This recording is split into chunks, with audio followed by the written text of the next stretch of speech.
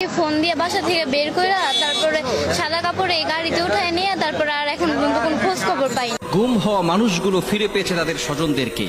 এই আয়না ঘর কি হতো সেখানে? ৮ বছর পরে মুক্তি পেয়েছে মীর কাশেম আলীর ছেলে ব্যারিস্টার আরমান। ৮ বছর পরে মুক্তি পেয়েছে। তার পরিবারের লোকজন জানতোই না সে বেঁচে আছে নাকি মারা গেছে।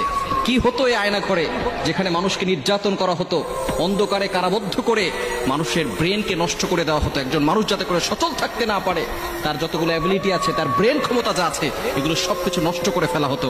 খুলে দেওয়া হয়েছে সে আয়না ঘর। আর থাকবে না এই আয়না ঘর। এখানে কোনো আলেমকে আর বন্দী করা হবে না, অন্যায় ভাবে কোনো আলেমকে আর বন্দী করা হবে না সেখানে। সুতরাং আল্লাহ তাআলা আমাদেরকে স্বাধীনতা দিয়েছে, আমরা মুক্ত হয়েছি এই অত্যাচারী শাসক থেকে। আল্লাহ তাআলা আমাদেরকে স্বাধীনতা দিয়েছেন। সুতরাং এই আয়না ঘরে অত্যাচার করা হতো, জুলুম করা হতো, নির্যাতন করা হতো।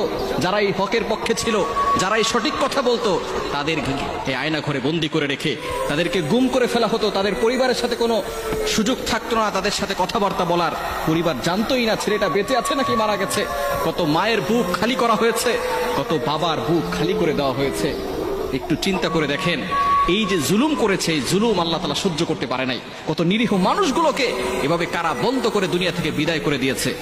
আল্লামা সাঈদী রহমতুল্লাহ আলাইহি, তাকেও কারাবদ্ধ করে দুনিয়া থেকে বিদায় করে দেওয়া হয়েছে। তিনি শেষ বিদায়ের যে হাসিটা দিয়েছিলেন, আজকে যদি তিনি বেঁচে থাকতেন তাহলে তিনি আবারও সেই হাসিটা দিতে পারতেন।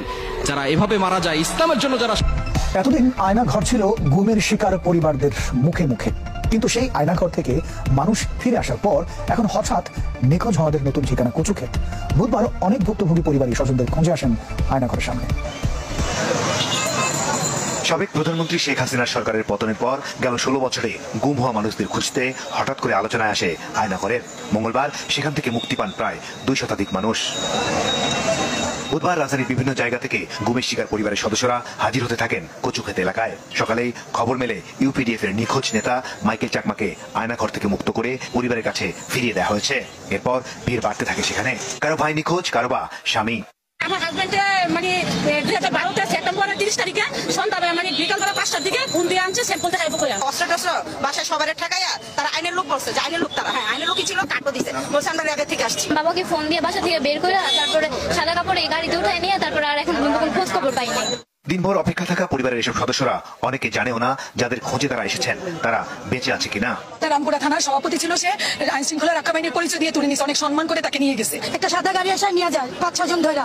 এখন থেকে আমরা ডিবিতে গেছি, থানা অভিযোগ করছি, মোহাম্মদপুর কোনো আমরা খোঁজই পাইনি। নিখোঁজ হওয়ার পরে আমরা অনেক চেষ্টা করছি, সাংবাদিকের মাধ্যমে জিডি করছি থানায় গিয়ে, কিন্তু আমরা তার আজ পর্যন্ত কোনো সন্ধান পাই নাই।